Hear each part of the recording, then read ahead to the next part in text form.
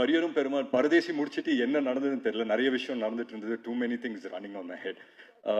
But உங்களுக்கு நான் இன்னொன்று சொல்கிறேன் சார். லாஸ்ட் டெக்கேடில் நான் பார்த்த ஒன் ஆஃப் த பெஸ்ட் ஃபிலிம்ஸில் பரியரும் பெருமாள் எனக்கு ரொம்ப ரொம்ப பிடிச்ச படம் sir.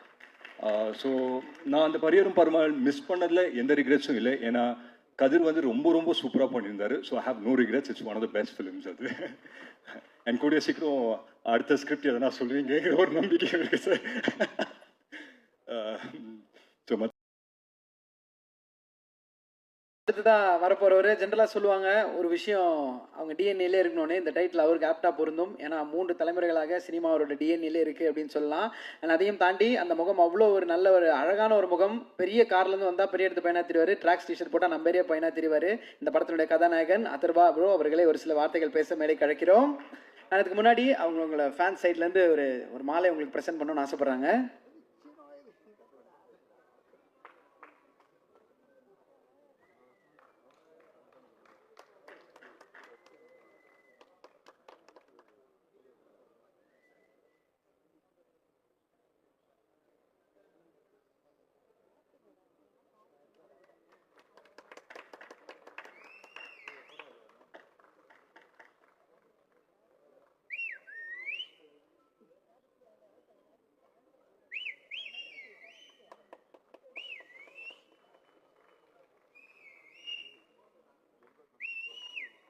Thank you, Nan. Thank you. Thank you so much.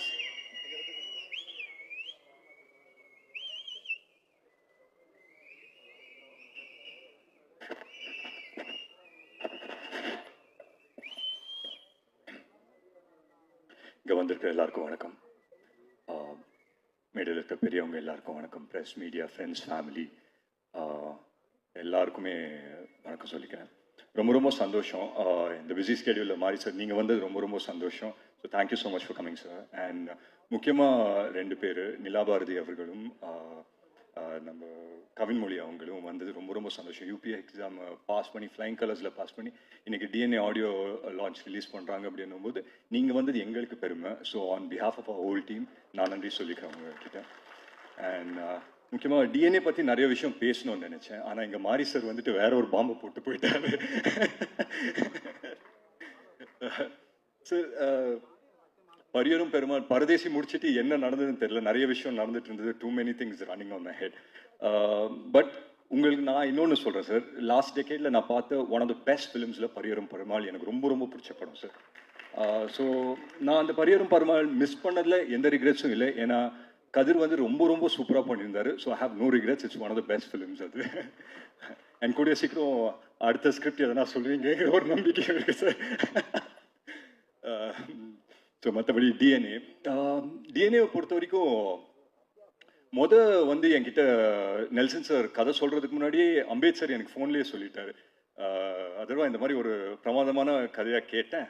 அப்படி ஒரு லைனை மட்டும் சொன்னார்.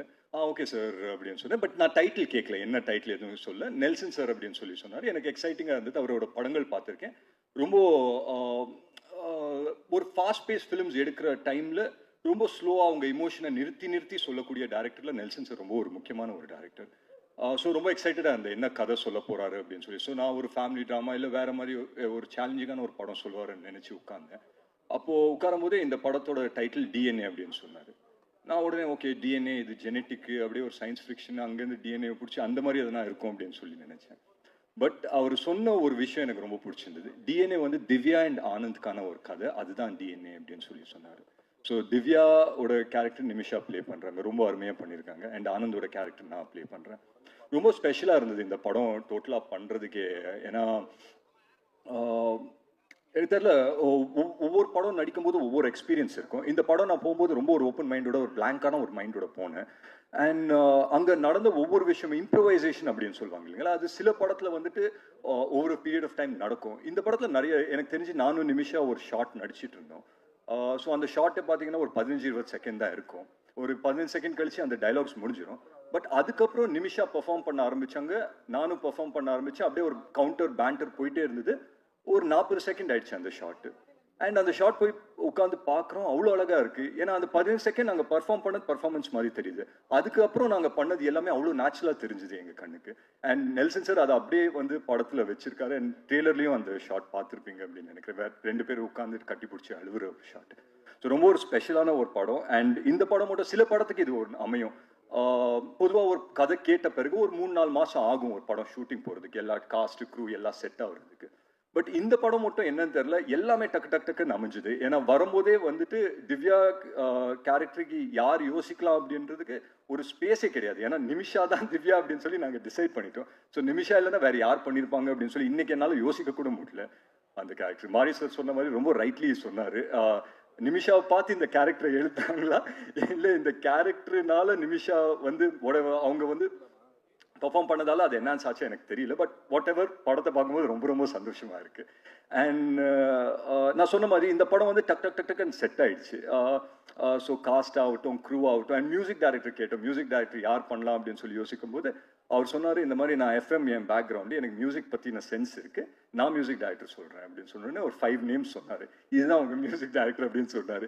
இதுக்கு எப்படி ரியாக்ட் பண்ணுறதுன்னு தெரியல. பட் ரொம்ப எக்ஸைட்டிங்காக இருந்தது, புதுசாக இருந்தது. 5 மியூசிக் இண்டிபெண்டன்ட் மியூசிக் டைரக்டர்ஸ் பண்ணுறாங்க. அவங்களோட பாட்டெல்லாம் கேட்டிருக்கேன், ரொம்ப அருமையாக இருக்கும். ஏன்னா அவங்க வாய்ஸஸும் ரொம்ப சூப்பராக இருக்கும். So I set okay fine sir, இது பண்ணலாம் அப்படின்னு சொல்லி. அண்ட் எல்லாமே டக் டக்குன்னு அமைஞ்சு 2 மாதத்துல நாங்கள் எல்லாருமே ஷூட்டிங் போயிட்டோம். அதுக்கு முக்கியமான காரணம் வந்துட்டு எங்கள் ப்ரொடியூசர் அம்பேத்கரோட சப்போர்ட் தான். அவர் இல்லாமல் நடந்திருக்காரு. ஏன்னா அவ்வளோ ஒரு பேஷனேட் உள்ள ஒரு ப்ரொடியூசர். அண்ட் அந்த பேஷனால தான் என்னன்னு தெரில, எல்லா நல்ல கதையும் அவர் கம்பெனிக்கு தான் போகுது. அண்ட் இப்போ இந்த படம் தாண்டி நெக்ஸ்ட் ஃபிலிமும் ரொம்ப நல்லா வந்திருக்கு அப்படின்னு சொல்லி கேள்விப்பட்டேன். So congratulation sir and all the very best. And மற்றபடி எனக்கு வந்து இந்த படத்தில் மற்ற காஸ்ட் ஆகட்டும், ரமேஷ் வந்துட்டு எனக்கு இமைக்கா நொடிகள் டைம்ஸ்லேருந்து தெரியும். ஸோ ஒரு ஒரு ஒரு க்ளோஸான ஒரு ரிலேஷன்ஷிப் ஷேர் பண்ணுவோம். ஸோ அண்ட் மற்ற காஸ்ட் க்ரூ எல்லாருக்குமே நான் நன்றி சொல்லிக்கிறேன். அண்ட் ஒவ்வொருத்தர் பேர் சொல்லலைன்னா தப்பாக நினச்சிக்க வேண்டாம். But I thank every one of them. And முக்கியமாக நான் நெல்சன் சார் பற்றி சொல்லி ஆகணும். இவர் சொன்னார், இந்த மாதிரி அவர் டென்ஷனே ஆகாத ரொம்ப காமான ஒரு டேரக்டர் அப்படின்னு சொல்லி சொன்னார் நம்ம சுப்பிரமணியேஸ்வர் சார். நீங்கள் எந்த நெல்சன் சாரோட ஒர்க் பண்ணீங்கன்னு எனக்கு தெரியல சார். நான் ஒர்க் பண்ண நெல்சன் சார்லாம் அப்படி கன்று மாதிரி நின்றார், வெட்டு 1 துண்டு 2 அப்படின்னு இருந்தார். But yeah, having said that one beautiful mind அவருது. நான் சொல்கிறேன் பாருங்களேன், கதை எல்லாருமே எழுதலாம், பட் கேரக்டர்ஸ் எழுதுறது ரொம்ப ரொம்ப கஷ்டமானதோ இல்லை, ரொம்ப அது வந்து ரொம்ப யோசிக்கணும் ஒரு கேரக்டர் எழுதுறது. எங்கள் கேரக்டர்ஸை வந்து அவ்வளோ அழகாக எழுதியிருந்தாரு. ஸோ நாங்கள் செட்டுக்கு போகும்போதே we were so sure about what we were going to do. அங்கே வந்து எதனா பண்ணணும்னாலும் இம்ப்ரவைசேஷனில் தான் போகுமே தவிர என்ன பண்ணுறோங்கிற ஒரு சின்ன கன்ஃபியூஷன் கூட எந்த ஆர்டிஸ்ட் மைண்ட்லேயும் இருக்காது. ஸோ அந்த விதத்தில் நான் நெல்சன் சாருக்கு ரொம்ப நன்றி சொல்லணும். அண்ட் ஒரே ஒரு விஷயம் தான் சொன்னார் படம் நரேட் பண்ண பிறகு, எனக்கு வந்துட்டு இந்த படம் எப்படி வரும் அதெல்லாம் எனக்கு சொல்ல தெரியாது, ஒரு நல்ல படமாக உங்களுக்கு எடுத்து தருவேன், உங்கள் கெரியருக்கு இது ஒரு நல்ல படமாக இருக்கும் அப்படின்னு சொல்லி சொன்னார். ஸோ அந்த விதத்தில் I think we are very very happy. And எங்கள் டீமில் வந்து பொதுவாக இந்த ஆடியோ லான்ச்சு இல்லை இந்த மாதிரி லான்ச் இவெண்ட்ஸ்க்கு வந்தால் ஒரு பயம் கலந்த ஒரு சந்தோஷம் இருக்கும். சரி, படம் ரிலீஸ் ஆக போகுது, இன்னும் 10 நாளில் என்ன ஆக போகுது தெரில, ஆடியன்ஸ் நம்ம அளவுக்கு அவங்களும் அதே மாதிரி ரியாக்ட் பண்ணுவாங்களா அப்படி இப்படின்னு சொல்லி ஒரு சின்ன ஃபியர் இருக்கும். பட் என்னமோ தெரில, I think on behalf of our entire team நான் சொல்லிக்கிறேன், ஒரு சின்ன சென்ஸ் ஆஃப் தைரியம் இருக்குது, ஒரு சின்ன சென்ஸ் ஆஃப் கான்ஃபிடென்ஸ் இருக்குது. என்னென்னா ஒரு நல்ல படம் எடுத்திருக்கோங்கிற ஒரு நம்பிக்கை இருக்குது. ஸோ அந்த விதத்தில் we are very very happy அப்படின்னு சொல்லி நான் நம்புகிறேன். அண்ட் முக்கியமாக நான் ஒரு விஷயம் சொல்கிறேன், எந்த ரிலேஷன்ஷிப் எடுத்துக்கிட்டாலும் வந்து ஒரு விஷயம் ரொம்ப ரொம்ப முக்கியம், என்னன்னா ட்ரஸ்ட், நம்பிக்கை வந்து ரொம்ப ரொம்ப முக்கியம். ஒரு ஃப்ரெண்டு இன்னொரு ஃப்ரெண்ட் மேலே வைக்கிற நம்பிக்கை, ஒரு காதலன் காதலி மேலே வைக்கிற நம்பிக்கை. இந்த படத்தை பொறுத்த வரைக்கும் ஒரு ஒய்ஃபு அவங்க ஹஸ்பண்ட் மேலே வைக்கிற நம்பிக்கை, ஒரு மனைவி அவங்க கணவன் மேலே வைக்கிற நம்பிக்கை. அந்த நம்பிக்கைனால அவனால் எந்த அளவுக்கு அவனை புஷ் பண்ணிக்க முடியும் இந்த நேம் ஆஃப் லவ். அதுதான் ஒரு பர்ஃபெக்ட் எக்ஸாம்பிள் டிஎன்ஏக்கு அப்படின்னு சொல்லி நான் நம்புகிறேன். அண்ட் அந்த விதத்தில் ஒரு நல்ல படம் எடுத்திருக்கோங்கிற நம்பிக்கை எங்களுக்கு இருக்குது. I hope and pray that உங்கள் எல்லாருக்குமே பிடிக்குங்கிறது நான் நம்புகிறேன். அண்ட் 20th படம் ரிலீஸ் ஆகுது, எங்கள் படம் இனிமேல் உங்கள் படம் ஆகிடும் 20th அப்புறம். I hope and pray that இந்த படம் வந்துட்டு ஒரு மிகப்பெரிய சக்ஸஸ் எல்லாருக்குமே அமையணும்னு. அண்ட் முக்கியமாக எங்கள் distributors red giant sir, Shenbagamoorthy sir ஆகட்டும், ரெட் ஜெயண்ட் ஃபிலிம்ஸ்க்கு நான் நன்றி சொல்லிக்கிறேன். அண்ட் வாங்கின ஒவ்வொரு டிஸ்ட்ரிபியூட்டர்ஸ் இந்த படத்துக்கும் எல்லாருக்குமே இது ஒரு வெற்றி படமாக அமையணும் அண்ட் எல்லாருக்குமே இந்த படம் நல்லதாகணும் அப்படின்னு சொல்லி நான் உண்மையிலே வேண்டிக்கிறேன். அண்ட் முக்கியமாக ஒருத்தர் பற்றி நான் சொல்லி ஆகணும், திங்க் மியூசிக் சந்தோஷ் சார். அதுக்கான கரெக்டான மேடையாக இருக்கணும் அப்படின்னு சொல்லி நினச்சேன். நிறைய யங் டேலண்ட்ஸை வந்துட்டு வளர்த்து விட்றாரு சந்தோஷ் சார். அண்ட் ஒரு நல்ல படம் வந்து பண்ணியிருக்கோன்ற ஒரு கான்ஃபிடன்ஸ் எங்களுக்கு இருந்து நாங்கள் அவங்கக்கிட்ட இல்லை யார்கிட்ட போய் ப்ளே பண்ணாலும் இன்றைக்கி இருக்கிற இண்டஸ்ட்ரி ஐ திங்க் நல்ல கான்டென்ட்டாக அவங்களோட கான்டென்ட்டாக இது பண்ணிக்கிட்டு அதை ப்ரமோட் பண்ண பார்ப்பாங்க. அண்ட் ஐ திங்க் டிஎன்ஏக்கு அது ஒன்று நடந்திருக்கு அப்படின்றது நான் ஆனஸ்ட்டாக ரொம்ப நம்புகிறேன். ஸோ மற்றபடி எங்கள் படம் இனிமேல் உங்கள் படம் ஆயிரும் 20th அப்புறம். ஸோ கூடிய சீக்கிரம் தியேட்டர்ஸ் ரிலீஸ் ஆகும். ஃபேமிலிஸோடு வந்து பாருங்கள், பார்த்து என்ஜாய் பண்ணுங்கள். Thank you so much.